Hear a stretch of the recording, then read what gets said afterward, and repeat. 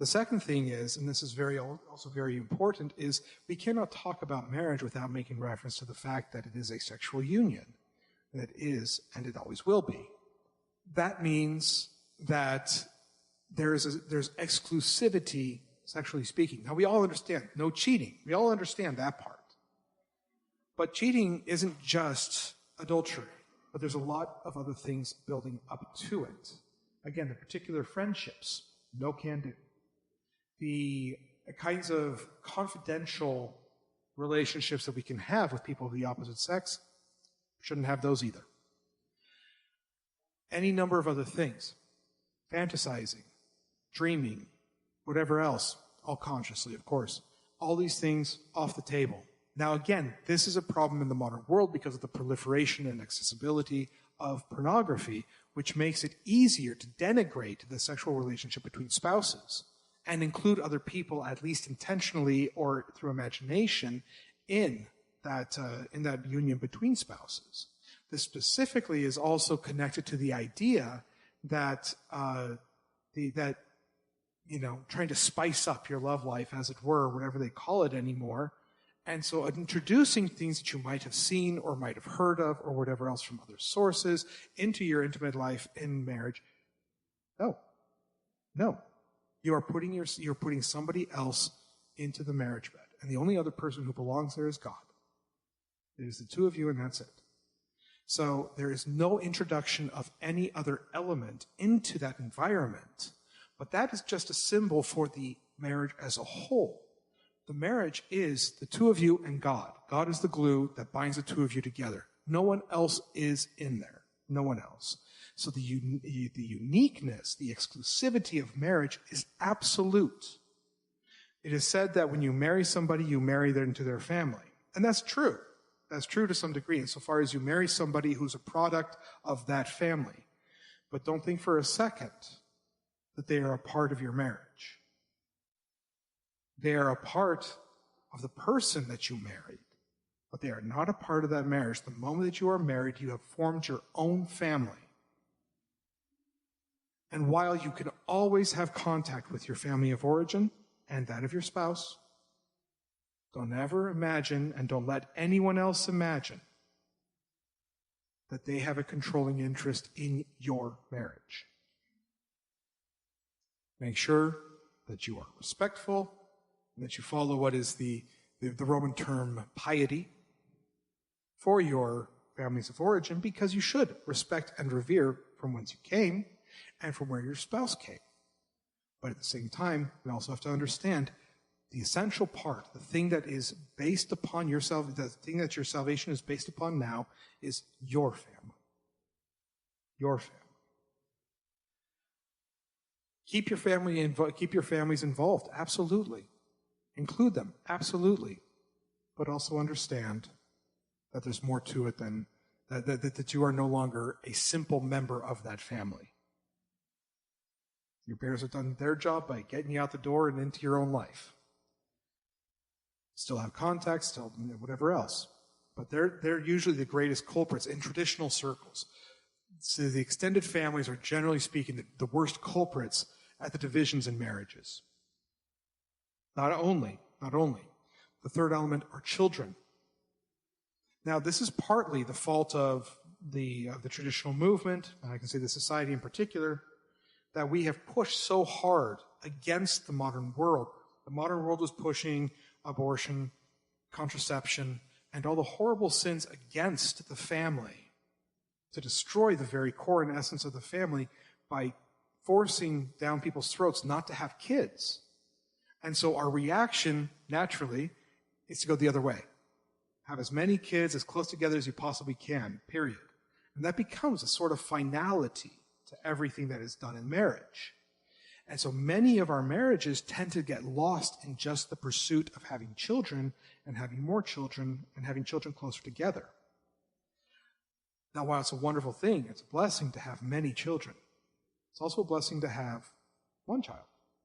It's also a blessing just to be married and not have children. It's never about numbers. It's never about, making it. It's never just about equations and mathematics. I've always hated everything that reduces any part of the spiritual life to numbers. St. John Chrysostom saying that 90% of priests go to hell, or St. John Bosco saying that 1/3 of all children should have a vocation, things like that. Don't get into that. It's never about math.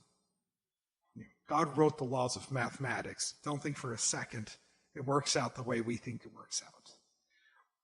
So it's never about mathematics. And in this kind of a question, too, it's not the same thing.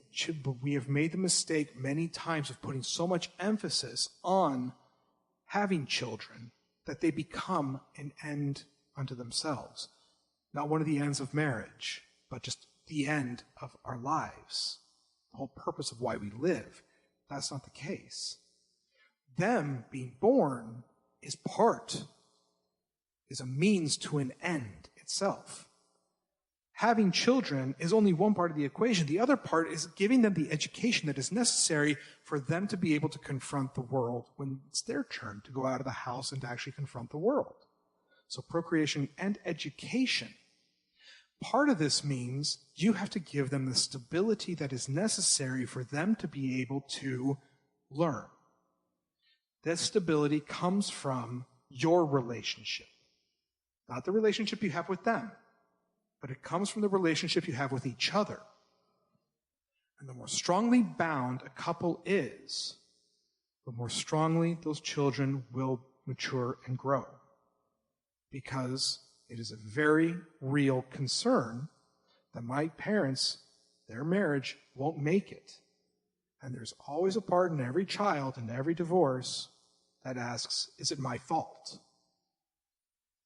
The damage, psychological damage that can do to a child is enormous. The weight and responsibility that can be put upon a child by the mere fact of the delicacy of his parents' marriage and their relationship and how much responsibility he takes upon that is overwhelming. But there's a simple remedy to that. Don't make your marriage about the kids. Your marriage is about the two of you. One of the goals of your marriage is to have the children and educate them. The dominant goal. But in order for that to happen, the marriage must be solid. In order for the full sentence to happen, procreation and education of your children, that relationship must be solid.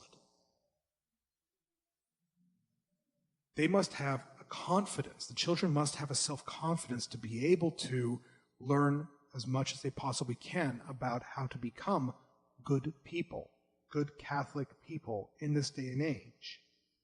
And where that comes from is the union that they can see before their eyes at all times, which represents God and His love for them. How can a child grow up, be confident in the fact that God loves him if he doesn't see that love in what is supposed to be the most perfect example of love on this earth? The example of how much God loves our souls, namely marriage. If they can't see that, how are they ever going to believe that in a world of skepticism? So that's a lot to throw on you all, but it's very important that we understand it and appreciate it. God doesn't do anything accidentally. Marriage is created for a very specific purpose, but that union between spouses has so much power, has so much impact, and it makes your jobs so much easier. One thing about children, and you all know this better than I do, or you should. If you don't, we need to talk. One thing about children is they're naturally manipulative. They figure out your weaknesses that fast. They figure out where the crack is. They figure out which of you is the weak link. They figure out which one of you, is the softie. They will figure that out so fast. It's breathtaking. Just shows how unbelievably intuitive we are as a species.